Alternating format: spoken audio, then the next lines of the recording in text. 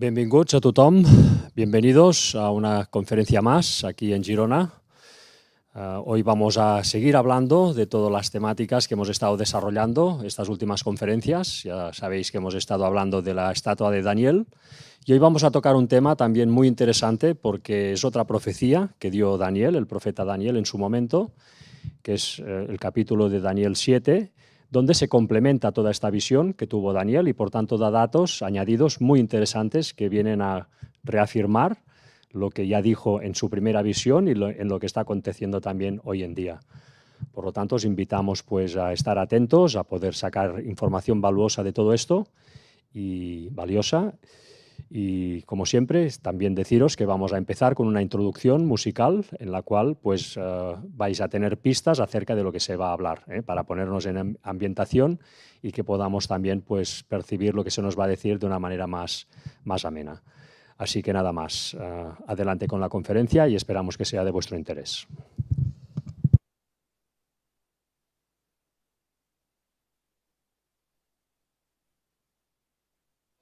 By the rivers of Babylon, there we sat down.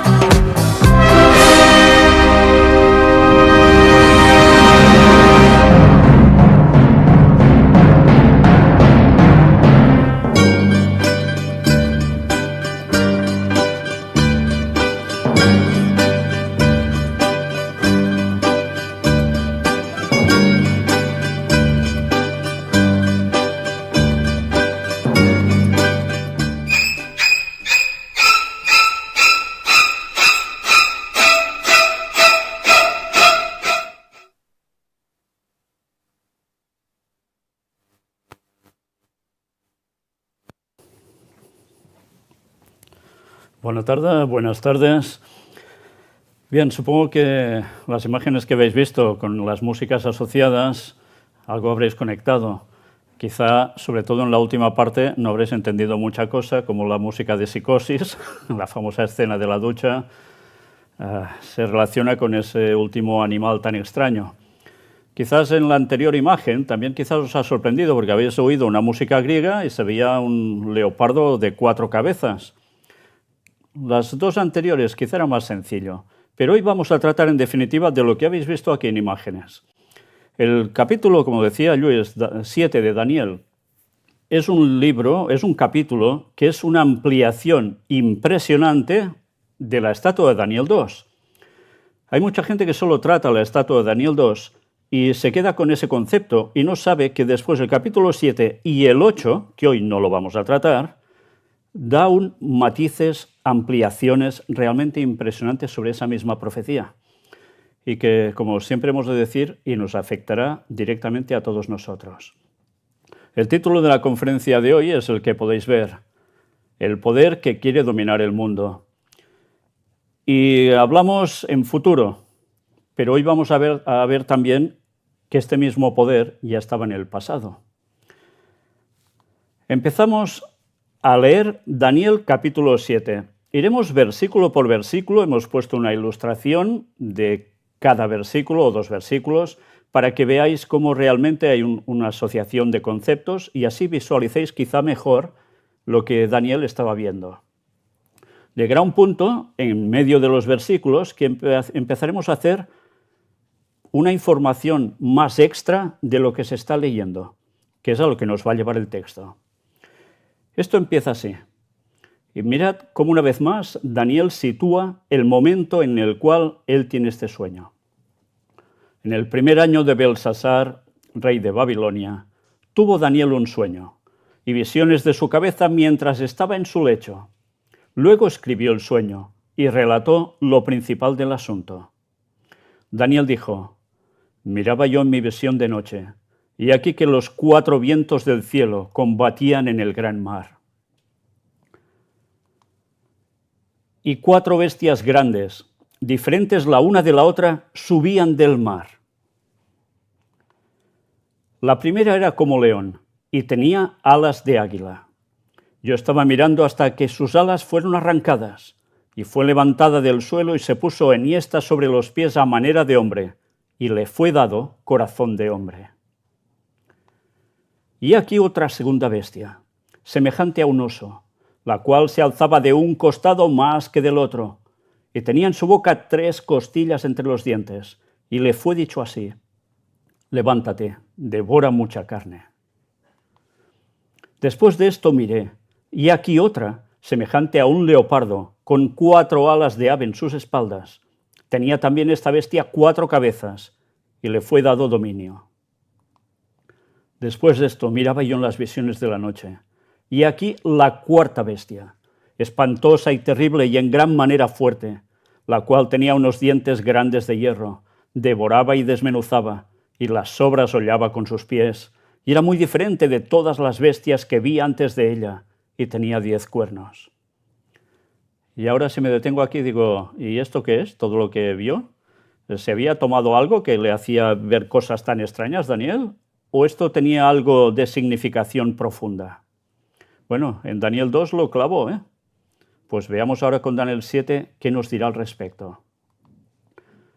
Mientras yo contemplaba los cuernos, he aquí que otro cuerno pequeño salía entre ellos, y delante de él fueron arrancados 3 cuernos de los primeros.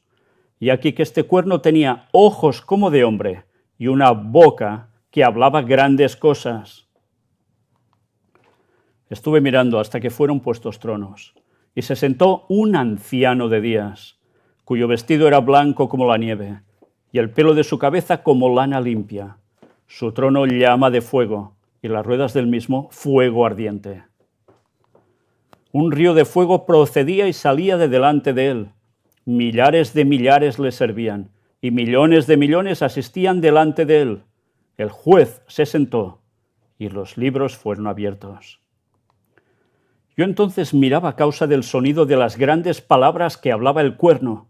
Miraba hasta que mataron a la bestia, y su cuerpo fue destrozado y entregado para ser quemado en el fuego. Habían también quitado a las otras bestias su dominio, pero les había sido prolongada la vida hasta cierto tiempo. Miraba yo en la visión de la noche, y aquí con las nubes del cielo venía uno como un hijo de hombre, que vino hasta el anciano de días, que le hicieron acercarse delante de él. Y le fue dado dominio, gloria y reino, para que todos los pueblos, naciones y lenguas le sirvieran. Su dominio es dominio eterno, que nunca pasará, y su reino uno, que no será destruido. Se me turbó el espíritu a mí, Daniel, en medio de mi cuerpo, y las visiones de mi cabeza me asombraron. Me acerqué a uno de los que asistían, y le pregunté la verdad acerca de todo esto. Y me habló y me hizo conocer la interpretación de las cosas. Y ahora mirad cómo empieza. Estas 4 grandes bestias son 4 reyes que se levantarán en la tierra. ¿Os recuerda algo esto sobre Daniel 2? Hay un paralelismo tremendo entre esta profecía y la anterior. Vamos por partes.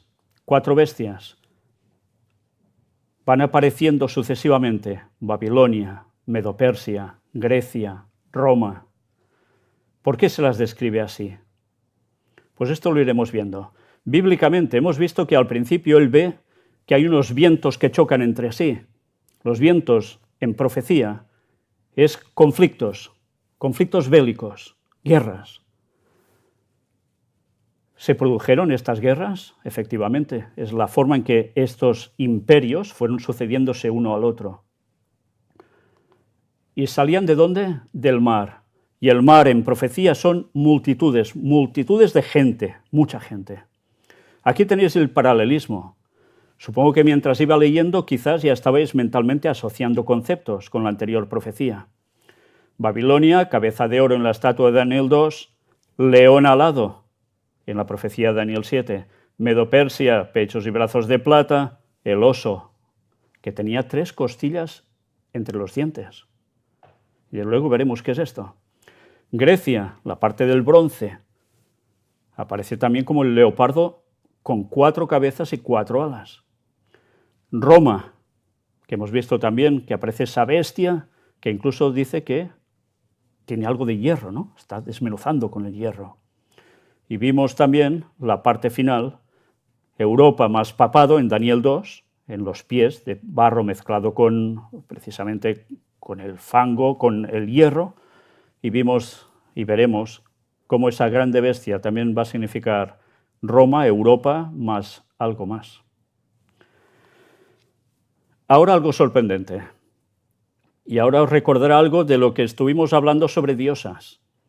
El versículo 17, él sigue narrando. Estas 4 grandes bestias son 4 reyes que se levantarán en la tierra. Vamos a verlas por partes. Primero ve un león alado. Es el símbolo de Babilonia. Mucha gente, cuando ve la puerta de Ishtar, se puede fijar en que hay el león, pero a veces no se dan cuenta, aquí y en otras representaciones, que precisamente el león también puede llegar a tener alas, como aparece aquí. ¿Por qué aparece con alas? Mirad, recordad, el dominio de Babilonia, aquí veis el terreno que llegó a ocupar. Fijaos qué llegan a decir en este artículo.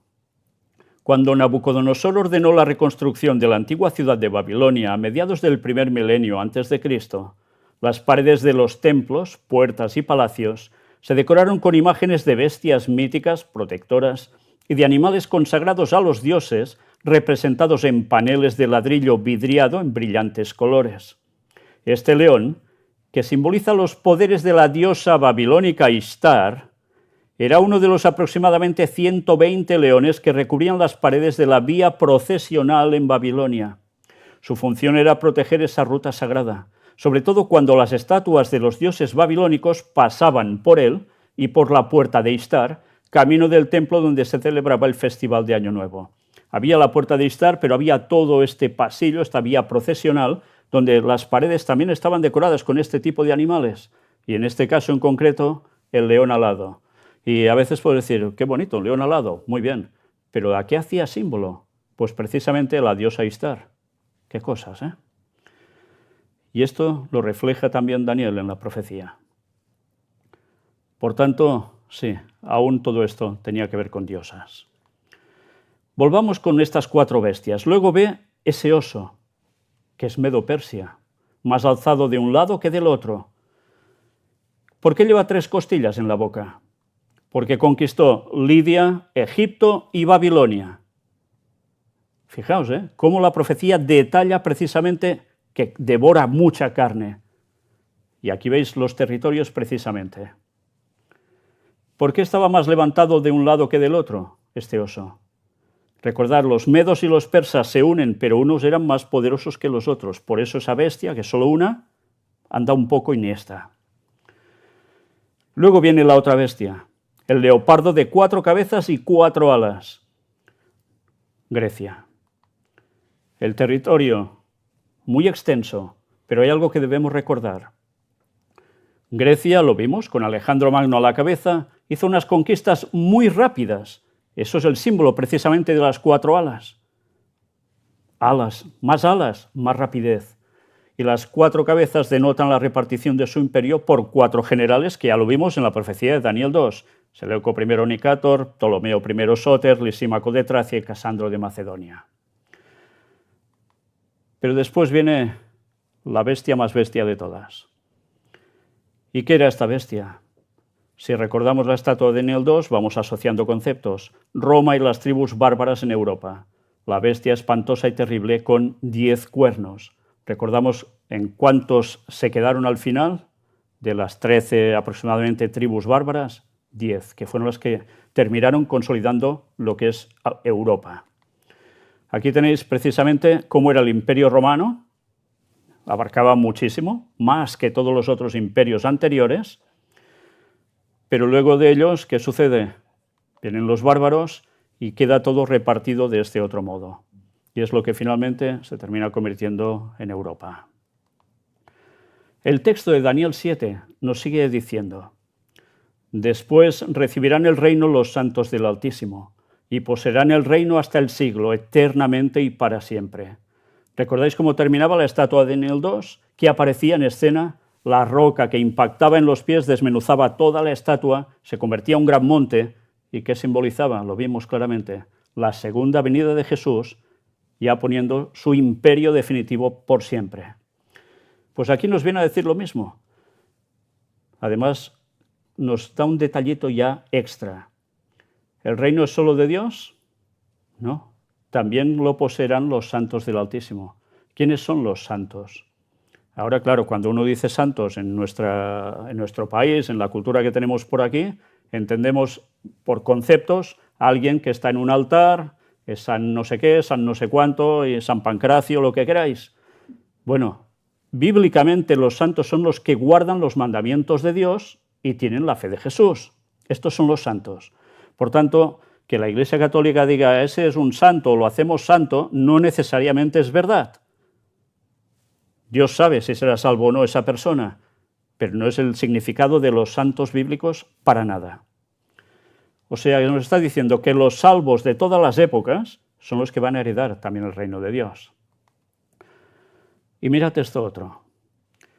Entonces tuve deseo de saber la verdad acerca de la cuarta bestia, que era tan diferente de todas las otras, espantosa en gran manera, que tenía dientes de hierro y uñas de bronce, que devoraba y desmenuzaba y las sobras hollaba con sus pies. Asimismo, acerca de los 10 cuernos que tenía en su cabeza, y del otro que le había salido, delante del cual habían caído 3, y este mismo cuerno tenía ojos y boca que hablaba grandes cosas, y parecía más grande que sus compañeros. Desde luego, ya por la descripción vemos que es una bestia totalmente distinta. Y él quería saber, Daniel, ¿qué es esta cuarta bestia? Bueno, pues mirad. Continúa diciendo, y veía yo que este cuerno hacía guerra contra los santos y los vencía. Estamos viendo algo ya distinto aquí. Ese poder se dedica a ir contra los santos, que bíblicamente son los que guardan los mandamientos de Dios y tienen la fe de Jesús. ¿Qué poder llegó a hacer esto? Además dice, y los vencía. ¿Ya habéis visto? Lo aplastaba todo, lo desmenuzaba todo. Deberemos indagar un poco para saber quién era este poder. Continúa diciendo, hasta que vino el anciano de días y se dio el juicio a los santos del Altísimo. Y llegó el tiempo y los santos recibieron el reino. Llega un punto y final sobre esa bestia.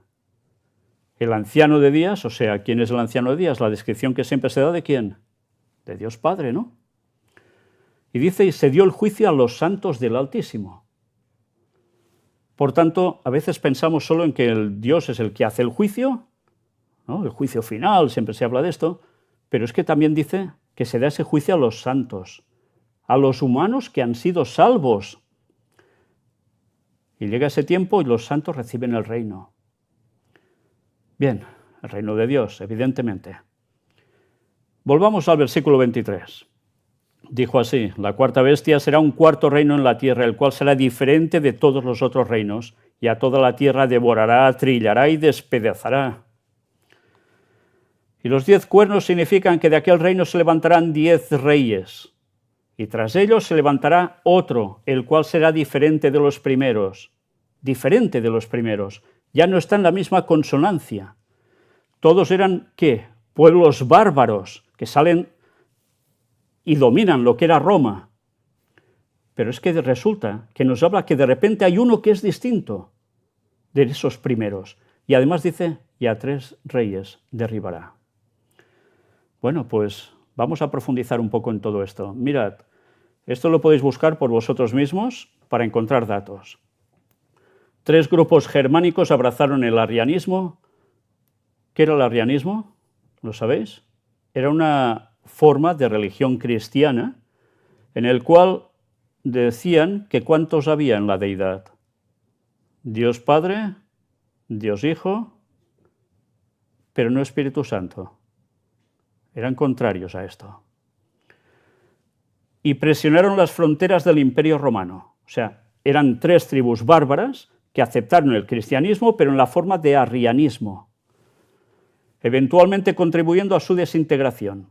Estas tribus bárbaras no causaron la caída por sí solas, pero su influencia, junto con otros factores internos y externos, llevó al colapso del imperio. Mirad estos 3 grupos, ¿quiénes eran? Visigodos, liderados por Alarico, saquearon Roma en el año 410, ya de la era cristiana, marcando un golpe simbólico y real para el imperio. El otro, los vándalos, cruzaron el Rin el río, en 406-407, se establecieron en Hispania y eventualmente conquistaron África, convirtiéndose en una amenaza naval. Y luego los ostrogodos, bajo la presión de los hunos, se asentaron en Italia y eventualmente establecieron su propio reino. Estos grupos, a diferencia del resto de los pueblos germánicos, se convirtieron al arrianismo, una forma de cristianismo considerada herética por la Iglesia Católica, que ya existía entonces. Su influencia religiosa, combinada con su poder militar y la debilidad interna del Imperio Romano, contribuyó al proceso de descomposición del imperio.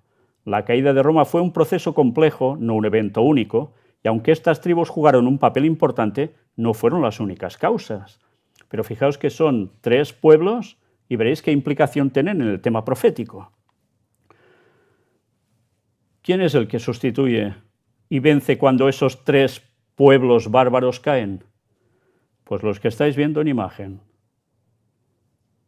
Lo que termina siendo la Santa Sede, el poder papal. El versículo 25. Y hablará palabras contra el Altísimo, o sea, Dios, y a los santos del Altísimo quebrantará, y pensará en cambiar los tiempos y la ley, y serán entregados en su mano hasta tiempo y tiempos y medio tiempo. Bueno, ahora empezamos con el gran enigma. ¿Qué es todo esto?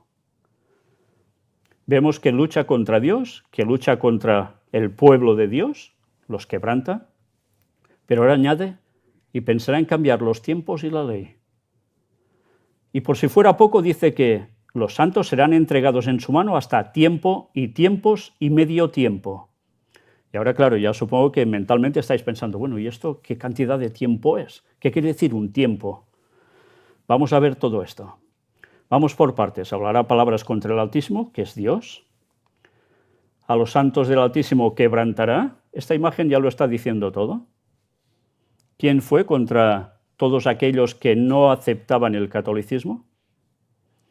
Pues el papado, mandando a los suyos para que, a través del poder civil, torturaran a todos aquellos que les hacían estorbo, porque no aceptaban lo que ellos creían, o querían que creyeran.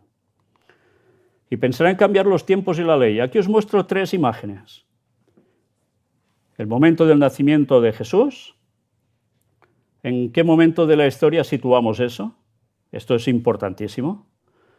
Luego vemos un calendario semanal, empezando por domingo, lunes, martes, miércoles, jueves, viernes, sábado, que es como vimos ya en conferencias anteriores, que es como es la semana originalmente, pero luego vemos lunes, martes, miércoles, jueves, viernes, sábado y domingo, que es como normalmente toda la gente lo conoce, al menos en nuestro país. Aquí ha habido algo raro, ¿no lo notáis? No se corresponden los días de antes a los de ahora. Y a la derecha vemos una representación de Moisés con los 10 mandamientos, la ley. Ahora explicaremos todo esto. Y recordad, serán entregados en su mano hasta tiempo y tiempos y medio tiempo. Pues ahora vamos a empezar a sacar el agua clara de todo esto. Tiempo, tiempos y la mitad de un tiempo. Durante este periodo el cuerno pequeño persiguió al pueblo de Dios, nos dice Daniel 7:25. En arameo, Idán es la palabra tiempo, significa año. Por tanto, el año profético antes constaba de 360 días, de manera que 3 tiempos y medio son lo mismo que 3 años y medio o 1260 días proféticos. Siendo que un día profético equivale a un año, y esto ahora lo vamos a ver demostrado en los textos bíblicos, entonces 1260 días son lo mismo que 1260 años. Estamos viendo de un poder que abarcaría 1260 años de historia destrozando al pueblo de Dios.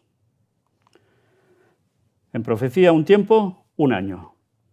Mirad lo que nos dice Daniel también en un capítulo que no hemos tocado, es el capítulo 4, por eso os recomiendo que leáis el libro de Daniel. Y una vez más repito, no la versión católica, que está alterada, sino en otra versión cualquiera. En el versículo 16 nos decía, su corazón de hombre se ha cambiado y le se ha dado corazón de bestia y pasen sobre él 7 tiempos. Esta imagen es una representación del rey Nabucodonosor. Después de haber tenido ese sueño y haber loado tanto a Daniel, resulta que llega un punto en que de repente dice, esta es la gran Babilonia que yo he hecho, y se hace el chulo. no ha aprendido la lección. Cuando Dios le dice, mira, que después de ti habrá otro imperio y otro imperio, etcétera, etcétera, no aprendió la lección. Y Dios de repente hace que caiga así, como una bestia. Como una bestia. ¿Y sabéis cuánto tiempo estuvo así? Estos son registros históricos. 7 años. Hasta que de repente le vuelve la claridad mental y reconoce que Dios es Dios y que él ha hecho la gran pifia de su vida. Y estaba advertido. Porque el profeta se lo dijo y no quiso hacer caso. Y ya pasó esto. Luego fue restablecido al reino. Esto es impresionante. No había pasado nunca en la historia. A un rey que le pasase eso, pues le pasó. Y esos 7 años fueron 7 tiempos. En profecía, un día también es un año. Mirad lo que os decía, Números 14:34. En el Antiguo Testamento dice, conforme al número de los días, de los 40 días en que reconocisteis la tierra, llevaréis vuestras iniquidades 40 años, un año por cada día, y conoceréis mi castigo. Esto es cuando quieren entrar a Canaán y han recorrido la tierra 40 días, pero se rebelan y dicen, vale, pues ahora, mira, día por año, estaréis 40 años vagando por el desierto. No lo dijo Dios, pero desde luego ya queda claro que es por tontos, por no hacer caso de Dios. Un día se lo equipara a un año. Es la forma en que tuvieron de reaccionar finalmente algunos. Y Ezequiel, capítulo 4, versículo 6 dice, cumplidos estos, te acostarás sobre tu lado derecho por segunda vez y llevarás la maldad de la casa de Judá 40 días, día por año te lo he dado. Al profeta Ezequiel le dice, mira, ¿sabéis? El profeta Ezequiel tuvo una vida un poco complicada como profeta, porque en su vida tenía que hacer cosas para que el pueblo entendiera, bajo la simbología de lo que él hacía, el mensaje que Dios les daba al pueblo que no querían escuchar ni de casualidad. Y la gente sabía que él era un auténtico profeta y todo lo que hacía tenía un significado. Le dijo, pues mira, ponte así y si estás 40 días de este lado será, pues eso, un día por año, 40 años que el pueblo también le pasarán cosas. Por tanto, en profecía hay una simbología, día por año. Dicho esto, vamos a verlo gráficamente. Tiempo, tiempos y medio tiempo. ¿Qué significa eso?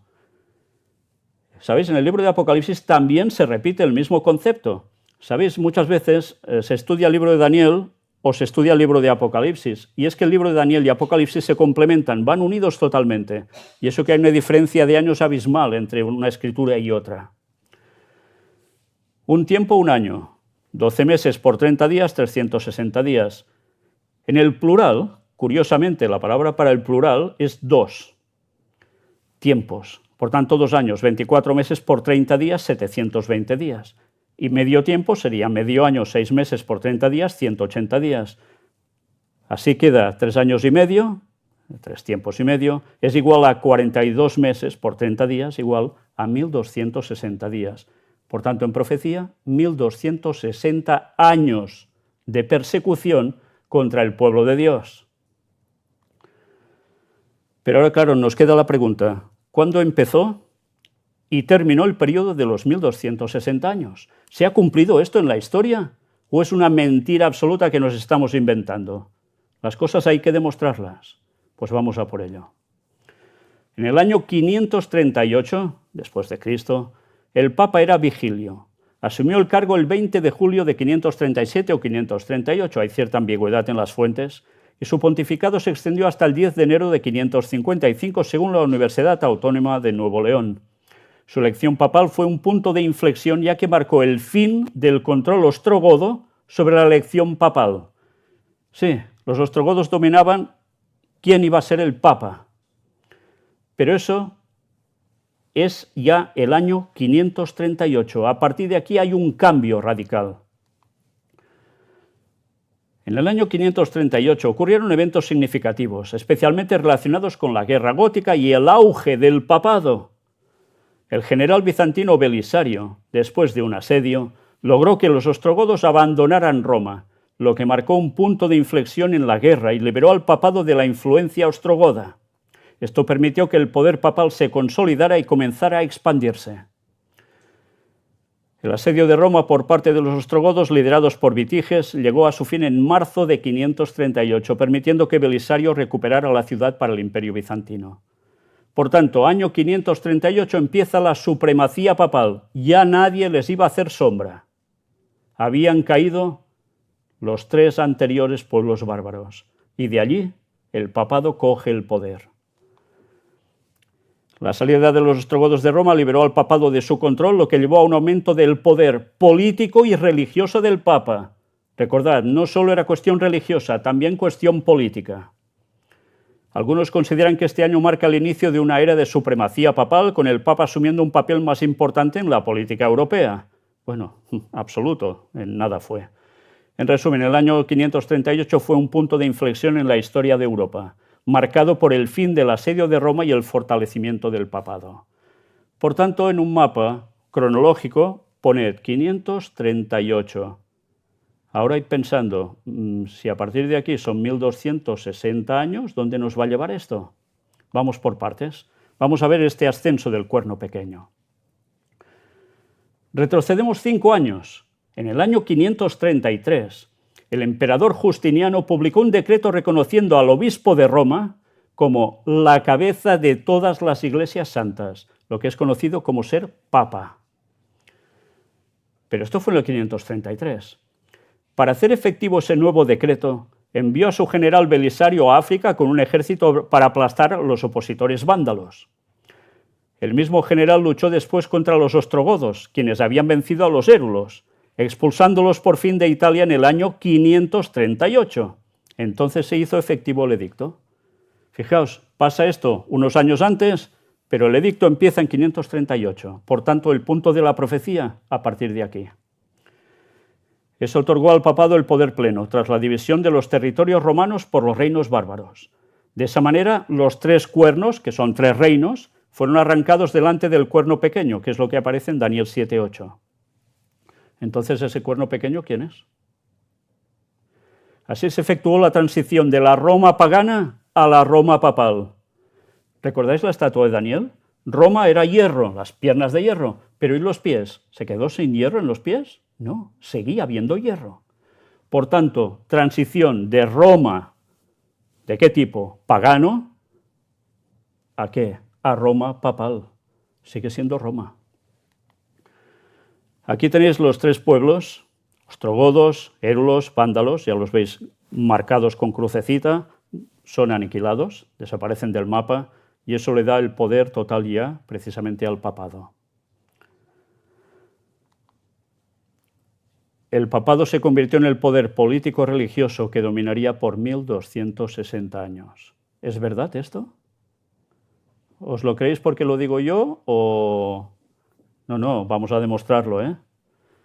A la derecha os hemos puesto una imagen donde hay los papas de toda la historia. Incluso algunos, antes de ser papa, eran obispos de Roma y luego les dijeron papas.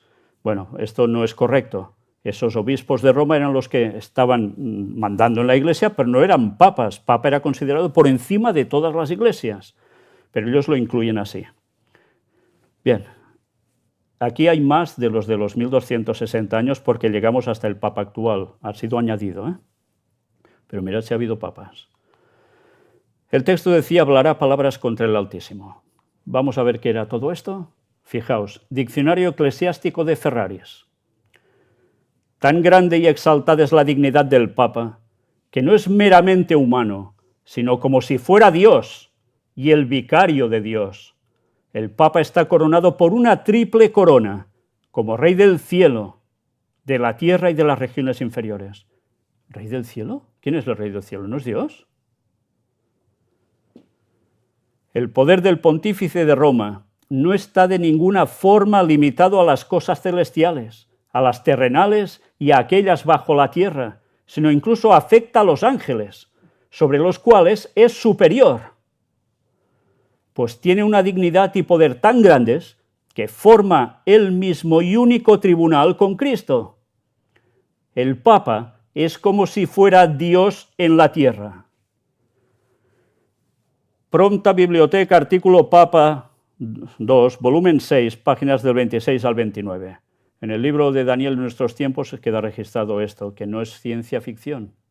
Esto es una declaración absoluta de medio católico. ¿Qué os parece? ¿El Papa es Dios? ¿El Papa tiene el mismo poder que Dios? Bueno, por lo que nos dice aquí, hasta los ángeles, vamos, no son nada a su lado, ¿eh? Y además forman lo único, el mismo y único tribunal con Cristo. Por tanto, de juzgar. Pueden juzgar igual. Y a los santos del Altísimo quebrantará, decía el texto también. Durante la Edad Media, que comenzó en el año 538 de nuestra era, millones de cristianos fueron perseguidos hasta la muerte por el papado. Ese horrible registro es una de las cosas más tenebrosas de toda la historia de la humanidad, sobre todo teniendo en cuenta que es por una cuestión religiosa y de conciencia. Y ahora vais a ver algunas citas de historiadores que cómo definen esto.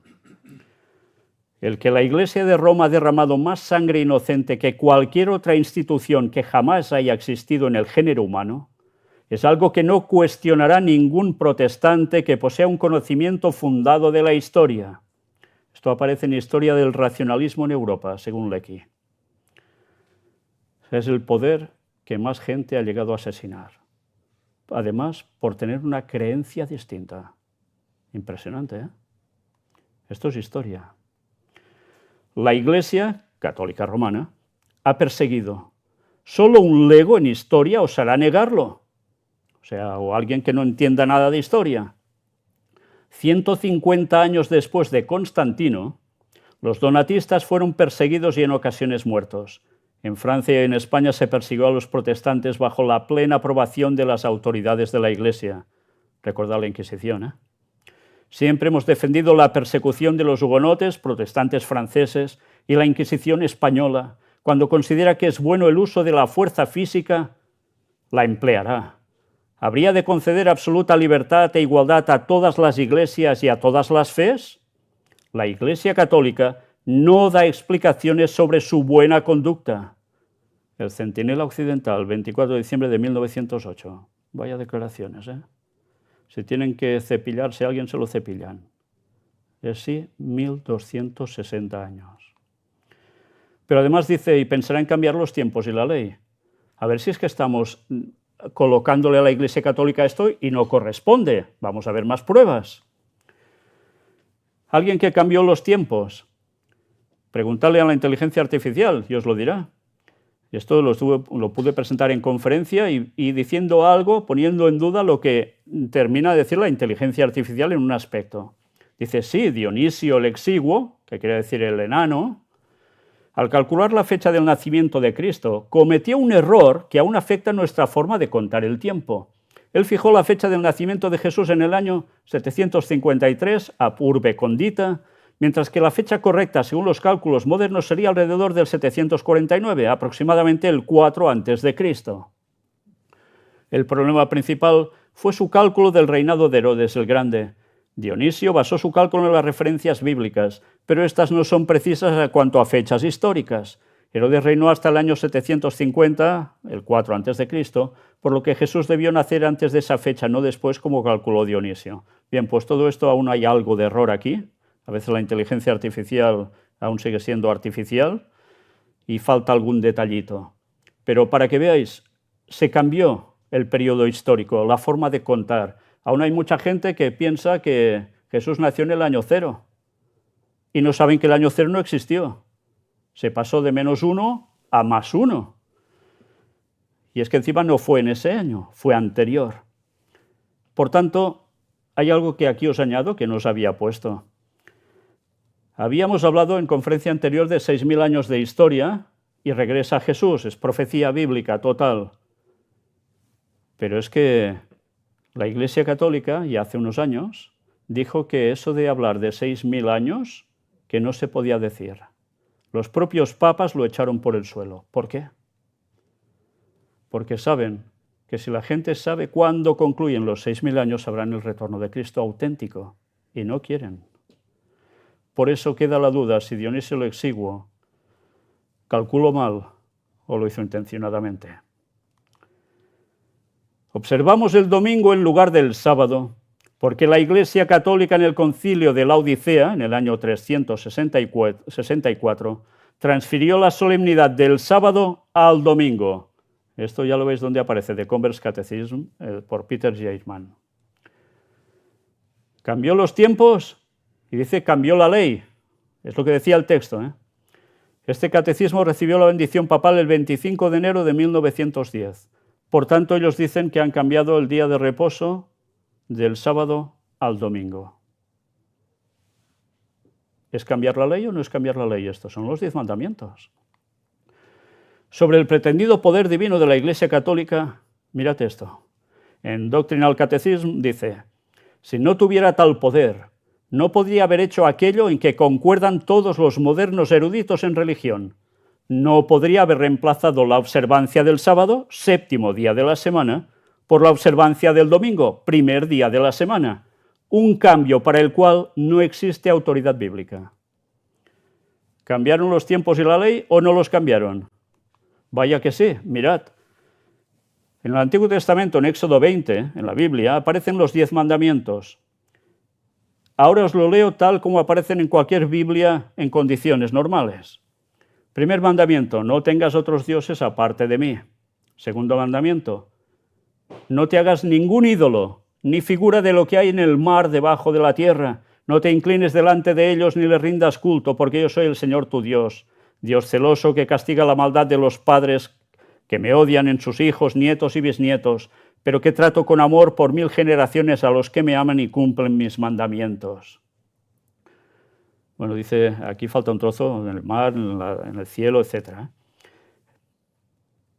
Fijaos bien en este segundo mandamiento, lo habéis leído, ¿eh? En definitiva, no tendrás imágenes para adorar. El tercero, no tomarás en falso el nombre del Señor tu Dios, porque Él no dejará sin castigo a quien toma su nombre en falso. El cuarto, recuerda el día del sábado para santificarlo. 6 días trabajarás y harás todos tus trabajos, pero el día séptimo es día de descanso para el Señor, tu Dios. No harás ningún trabajo, ni tú, ni tu hijo, ni tu hija, ni tu siervo, ni tu sierva, ni tu ganado, ni el extranjero que viva en tus ciudades. Pues en 6 días hizo el Señor el cielo y la tierra, el mar y todo cuanto contiene, y al séptimo descansó. Por eso bendijo el Señor el día del sábado y lo hizo sagrado. Acordaos del segundo y el cuarto, ¿eh? El quinto, honra a tu padre y a tu madre para que vivas una larga vida en la tierra que te da el Señor tu Dios. El sexto, no mates o no matarás. El séptimo, no cometerás adulterio. El octavo, no robarás. El noveno, no digas mentiras en perjuicio de tu prójimo. Y el décimo, no codicies la casa de tu prójimo, no codicies su mujer, ni su esclavo o su esclava, ni su buey, ni su asno, ni nada que le pertenezca. 10 mandamientos, ¿eh? ¿Los habéis visto cómo son? Según se ha cambiado por el papado en el catecismo, aparecen así. El primero, yo soy el Señor tu Dios, no tengas otros dioses aparte de mí. Este está bien, ¿eh? Igual que en Éxodo 20. El segundo, no tomes el nombre del Señor tu Dios en vano. Oye, ¿qué ha pasado aquí? Aquí ya nos lo dice, notemos que el segundo mandamiento, según la Biblia, se ha eliminado totalmente. Y el tercero ha pasado a ser el segundo. De un plumazo borrado. El de las imágenes, qué cosas, ¿eh? ¿Por qué será? El tercero, santificar las fiestas. Hemos visto antes que el cuarto era el sábado, guardar el sábado. Y en cambio, como han eliminado el de los ídolos, pasan uno atrás. Y encima no dicen guardarás el sábado, sino santificarás las fiestas. Con lo cual el sábado se va a la porra. Vaya. ¿Cambió los tiempos y la ley o no? Los otros, el cuarto, honrar padre y madre, el otro, no matarás, no adulterarás, no robarás, no dirás falso testimonio contra tu prójimo. Pero claro, se encuentran en que les quedan 9 mandamientos. Pues, ¿cómo se arregla eso? ¡Hala! Ya veréis, unas tijeritas, un recorte, un empalme, ya lo tenemos.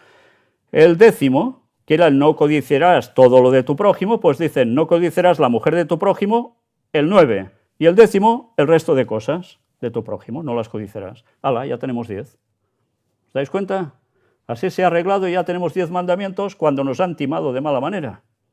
Y esto se ha enseñado durante siglos y siglos y la gente se lo ha tragado porque no lee sus Biblias. Por eso. ¿Cambiará los tiempos y la ley? ¿Se aplica a la Iglesia Católica Romana?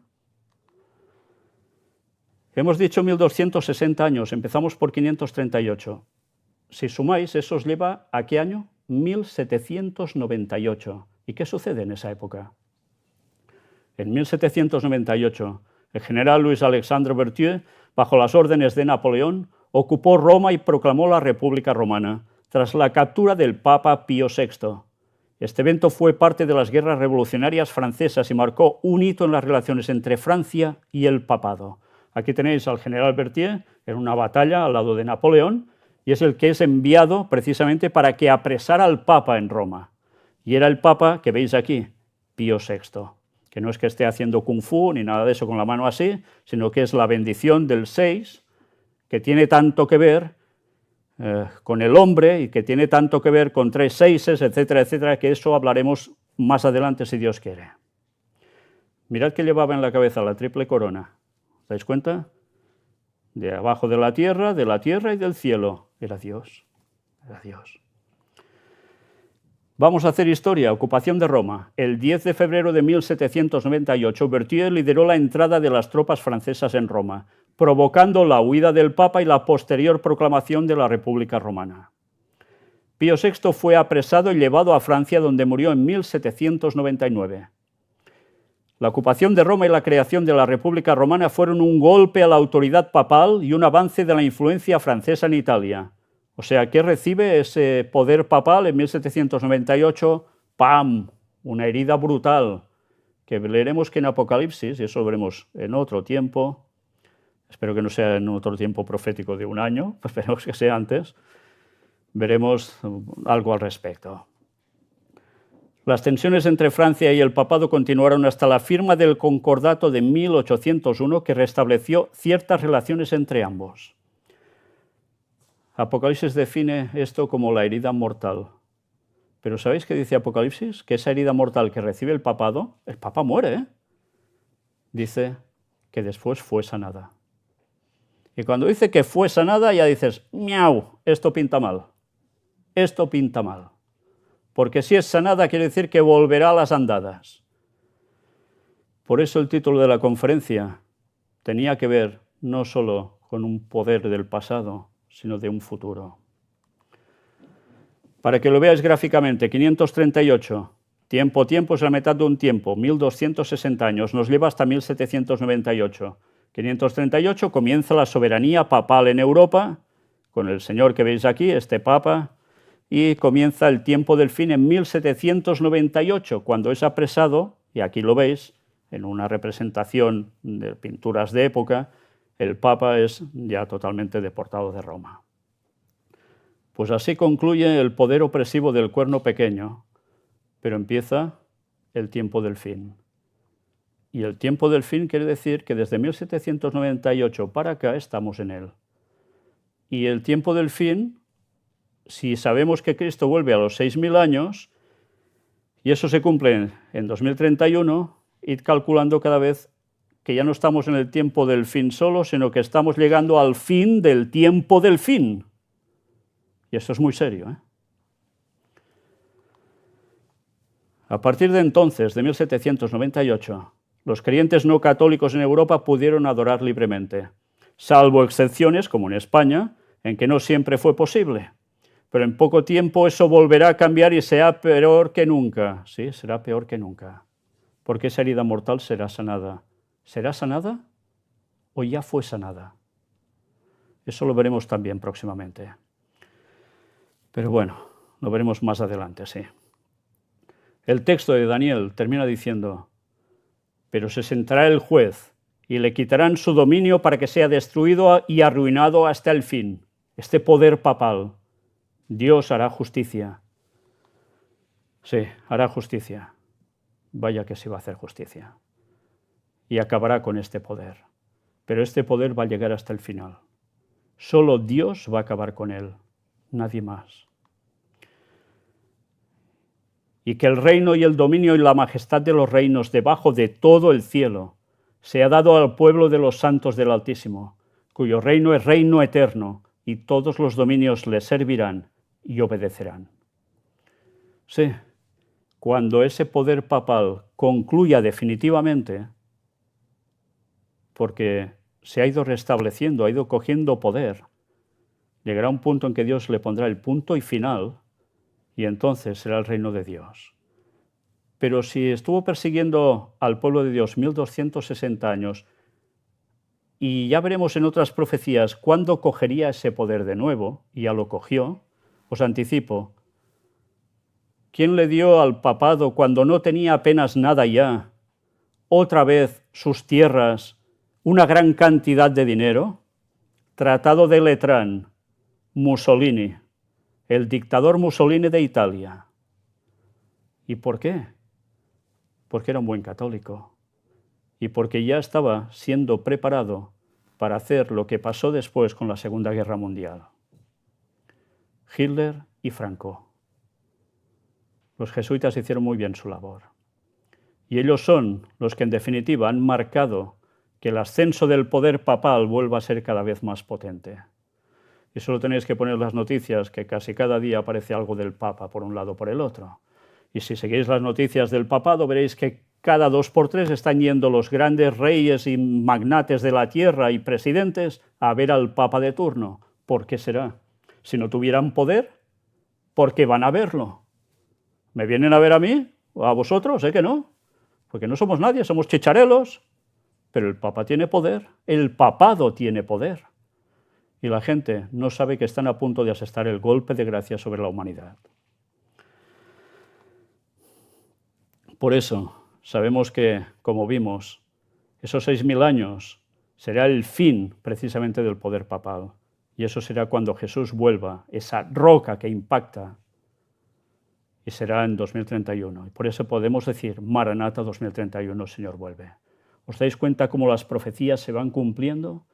Y esto nadie os lo puede negar. Salid afuera a ver cuánta gente conoce de esto. Os vais a quedar maravillados. Nadie sabe nada de esto, porque esto, ¿te lo han contado en la escuela? ¿Te lo han contado en alguna iglesia que haya sido católica? ¿Verdad que no? Entonces, ¿cómo se entera la gente de esto? Sí, podemos distraernos con muchas cosas, pero enterarnos de la verdad que nos va a afectar nuestra salvación, la vida eterna, de eso no se entera nadie. Pues ahora vosotros ya estáis enterados. Y eso quiere decir que empezáis ya a tener que hacer un paso mental, y quizá no solo mental, para acercaros a Dios de verdad, porque ya veis que esto no son bromas. Y Dios nos ha advertido durante miles de años atrás. ¿Y aún no le haremos caso cuando ya está a punto de volver? Bien, el texto de Daniel termina así. Aquí fue el fin de sus palabras. En cuanto a mí, Daniel, mis pensamientos me turbaron y mi rostro se demudó, pero guardé el asunto en mi corazón. Y sabéis, luego viene el capítulo 8. En el capítulo 8, Dios aún le da más explicación que tiene que ver con esto, da más detalles, pero nosotros nos lo vamos a saltar. Y mientras si queréis, os lo leéis en casa, a ver a qué conclusiones llegáis. Ya lo trataremos, si Dios quiere, más adelante. Pero es que luego vamos a ver algo. Aquí os lo decía, el capítulo 8 es el complemento de Daniel 2 y de Daniel 7. Leedlo, por favor, no os lo perdáis. Pero en la próxima conferencia, sí, haremos un salto al futuro inminente que debemos conocer ya para no caer en el gran engaño, la manifestación del falso Mesías. ¿Por qué les llamamos a nuestra sala y museo el gran engaño? ¿Os lo habéis preguntado? Pues porque hay algo que se define como el gran engaño, y es precisamente que todo va a llevar a la manifestación del falso Mesías. Recordad el templo de Jerusalén, visteis los de la vaca lazana, los preparativos, etcétera, etcétera. Pues vamos a centrarnos en todo eso. ¿Cómo va a ser esta manifestación del falso Mesías? ¿Quién va a ser? ¿Qué hará? Todo esto. Y lo veremos por partes, detalladamente. Porque si no sabemos eso, vamos a caer de 4 patas. Y os dejo precisamente con la presentación de la próxima conferència. Dissabte 2 d'agost a les 17 hores, la sala de conferències del museu El Gran Engany presenta El Gran Engany, la manifestació del fals Messies. Algú prepara el terreny per la seva aparició? A on es mostrarà? A on posarà el seu tron? Quan serà? I el més important, què farà i qui serà?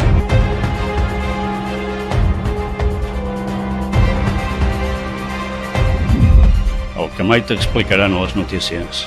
carrer Narcís Blanc 11, Girona, telèfon 678 64 22 63.